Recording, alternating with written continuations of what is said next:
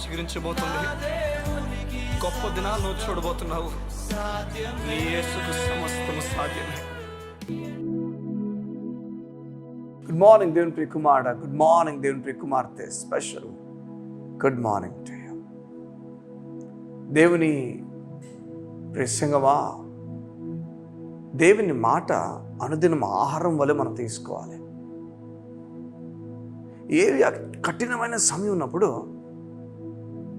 ఆ కఠినమైన సమయంలో వాగు దగ్గరికి వెళ్ళి ఆహారం లేని సమయం, అది చుట్టుపక్కల అంతా కూడా కరువు వస్తున్న సమయం. అలాంటి సమయంలో దేవుడు తనకు ఆహారం కాకి ద్వారా పంపిస్తున్నాడు. ఒకటి, ఇది ఆత్మీయ సత్యం గురించి మనం తీసుకోవాలి. ఒక విషయం, ఇది ఆత్మీయ సత్యం కింద తీసుకోవాల్సిన ఒక విషయం. ఈరోజు వాక్యము అవసరమని, దేహానికి ఆహారం అవసరమని దేవుడు ఎంత ఆలోచించాడు. కాకి ద్వారా పంపించాడు. మనిషిని ఎవరిని కూడా మీట్ అవ్వడానికి, మనిషి ఎవరు కూడా ఏలియన్ మీట్ అవ్వడానికి దేవుడు ఇష్టపడలే. అందుకు ఒక పక్షి ద్వారా దేవుడు పంపించాడు. అంటే ఆహారం చాలా అవసరమైంది శరీరానికి అని దేవుడికి తెలుసు.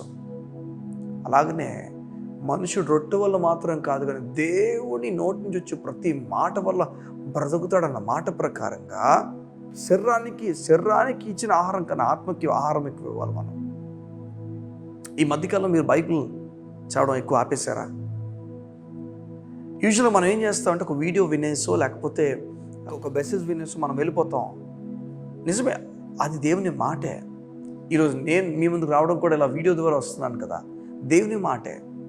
కానీ ఈ మాట మేము ఎందుకని ఇలా వీడియో తీసి మీ ముందు పెడతాం, లేకపోతే ఇలా డివోషన్స్ ఇవ్వడం, లేదా మెసేజ్ ఇవ్వడం, లైవ్ చేయడం, ఇలా మీ ముందు దేవుని మాట ప్రజెంట్ చేస్తున్నప్పుడు వెనకాతల ముఖ్య ఉద్దేశము, వెనకాతల ముఖ్య ఆలోచన మాది ఏంటంటే, మేము చెప్తున్న మాట, మేము తెలియజేస్తున్న దేవుని మాట మిమ్మల్ని దేవుని మాట వైపు నడిపించాలి. అంటే దాని అర్థం, మేము చెప్తున్న మాట మిమ్మల్ని వాక్యము చదువుకోవడానికి నడిపించాలి. ఎప్పుడు ఈ మెసేజ్ ఎప్పుడు కంప్లీట్ అవుతుందంటే, మేము చెప్తున్న వర్తమానం ఎప్పుడు కంప్లీట్ అవుతుందంటే, దాని యాక్షన్ ఎప్పుడు కంప్లీట్ అవుతుంది, దాని పూర్తి తత్వం ఎప్పుడు కంప్లీట్ అవుతుందంటే, మీరు వెళ్ళి మీ మోకాల మీదకి వచ్చినప్పుడు, మీరు వెళ్ళి వాక్యం చదవడానికి బైబిల్ తెరచినప్పుడు జరగాలి మీ జీవితంలో. అలా జరగకుండా ఉండడానికి అపవాది ఎన్నో ప్రయత్నాలు చేస్తాడు. మీకు మూవీస్ మీద ఆశ పుట్టిస్తాడు. మీకు మెయిల్ అయితే ఫీమేల్ మీద, ఫీమేల్ అయితే మెయిల్ మీద, మీరు మీ కుటుంబంతో ఉండిపోవాలని, లేదా జాబులు ఉండిపోవాలని, ఎన్నో డబ్బుల గురించి ప్రయాస. కొందరు ఒక జాబ్ చేసి మరొక జాబ్ కూడా చేసేసి కష్టపడిపోయి చివరికి ఆ జాబ్ చేసిన డబ్బులను తీసుకెళ్ళి ఆరోగ్యం గురించి, అనారోగ్యం గురించి పెట్టుకునే పరిస్థితికి సంగం. దేవుని తన ప్రియులను నిద్రించుండగా, అంటే నిద్ర అంటే ఇప్పుడు నేను ఏం పని చేయకుండా నిద్రపోవాలి అది చెప్పట్లే, విశ్రాంతి గురించి మాట్లాడుతుంది. కంగారు పడిపోయి కాకుండా నెమ్మది కలిగి ఉండు. ప్రభువు నీకు మేలు చేయబోతున్నాడు. అదే ఇప్పుడు నేను చెప్తున్న మాటలన్నీ కూడా వాక్యం చదువుతున్న వ్యక్తికి చాలా సులువైపోతుంది. ఇంకొక విషయం చెప్తాను. వాక్యము, ఫర్ ఎగ్జాంపుల్ మీకు ఒక మాట చెప్తాను. ఇప్పుడు మన వాక్యము, ఒక యూదుడు వాక్యం చదివాడు అనుకోండి. ఒక యూదుడు అంటే ఎవరు? ఇజ్రాయెల్ దేశం చెందిన ఒక యూదుడు. ఆ యూదునికి ఒకవేళ మీరు బైబిల్ ఇస్తే, అందులో ఆయన జీసస్ని వెతకడు. ఎందుకంటే ఆయన జీసస్ తెలియదు ఆయనకి. ఆయన కేవలం తండ్రి అనే దేవుడిని వెతుకుతాడు. తండ్రి అనే దేవుడు యెహోవా అని, పరిశుద్ధాత్మ దేవుడు, ఈ రెండింటి గురించి మాట్లాడతాడు. జీసస్ గురించి అసలు మాట్లాడటం. అప్పుడు బైబిల్ కనిపించాల్సిన రీతిలో ఆయన కనిపించట్లే. అలాగనే కృప మీ కళ్ళ ముందు లేకుండా బైబిల్ చదివితే, బైబిల్ చదవాల్సిన రీతిలో మీరు చదవట్లేదు అని అర్థం. అంటాను, మిమ్మల్ని దేవుడు నీతిమంతులు చేశాడు, నమ్మండి, వాక్యం దగ్గరికి వెళ్ళి చదవండి. అయితే స్టార్ట్ విత్ రోమన్స్. రోమిలకు రాసిన పత్రిక చదవండి, అది కంప్లీట్ చేయండి. తర్వాత మిగతా పాల్ రాసిన ఎపిస్టల్స్ కంప్లీట్ చేయండి. ఇవన్నీ తరచుగా చదవండి. వీటి తర్వాత దేవుని జ్ఞానాన్ని సంపాదించుకొని బలపరచబడండి. ఇది నేను నమ్ముతున్నాను. మీరు దేవుని వాక్యం దగ్గరికి వెళ్తుండగా గొప్ప కార్యాలు జరుగుతున్నాయి. మీకు ఆగిపోయినవన్నీ కూడా ఈ విధానం ప్రారంభమవుతున్నాయి. ఇప్పుడు ఏం చేస్తారంటే, నేను ప్రార్థన చేసిన అనంతరం, ప్రార్థన అయిపోయిన తర్వాత మీరు వాక్యం చదువుకొని, కొన్ని వచనాలు చదువుకొని, చిన్న ప్రార్థన చేసుకొని మీరు ప్రారంభించండి. అలా ఎవరైతే ఈ ఉదయం చేయబోతున్నారో అడ్డుగోడలన్నీ కూడా దేవుడు కూల్చేయబోతున్నాడు. అలసటనంతటిని దేవుడు తీర్చేయబోతున్నాడు. బలహీనత నుంచి కూడా దేవుడు నువ్వు విడిపించబోతున్నాడు. నీవు రేషన్ కూడా కొనుక్కోవడానికి డబ్బులు లేవేమో, ప్రభు సహాయం చేయబోతున్నాడు. ఏదో బలమైన సంగతి చేయబోతున్నాడు.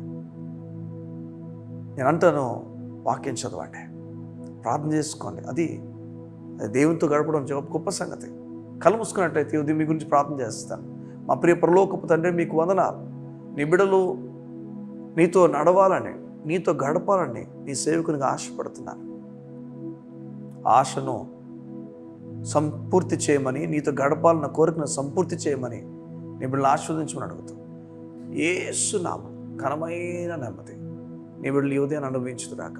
ఎప్పుడు లేని గొప్ప సంగతులు ఎవరైతే ఈ దినాన్న సమయం తీసుకొని ఇప్పుడే ఈ వీడియో అయిపోయిన తర్వాత కాసేపు వాక్యం, కాసేపు ప్రార్థన చేసి వారి దినాన్ని ప్రారంభిస్తున్నారో అద్భుతం వారికి జరిగిపోవునుగాక. అద్భుతం, గొప్ప అద్భుతం జరిగిపోవునుగాక. యేసునామం, యేసునామం, యేసునామం ప్రార్థించున్నాం తండ్రి. ఆమేన్, ఆమేన్. గొప్ప అద్భుతం జరగబోతుంది మీకు. దేవుని పైన ఆధారపడిన వ్యక్తి అద్భుతాలు చూస్తాడు. God bless you. See you tomorrow. ఏ స్థితిలో నైనా నిన్ను ప్రేమించే వానిగా, ఏ స్థితిలో నైనా నీకు మొరపెట్టే వానిగా చేయుము నా దేవా, చేయుము నా దేవా. అది మరణమైనను, జీవమైనను, శ్రమైనను, అది బాధ అయినను, వేదనైనను, కరువైనను,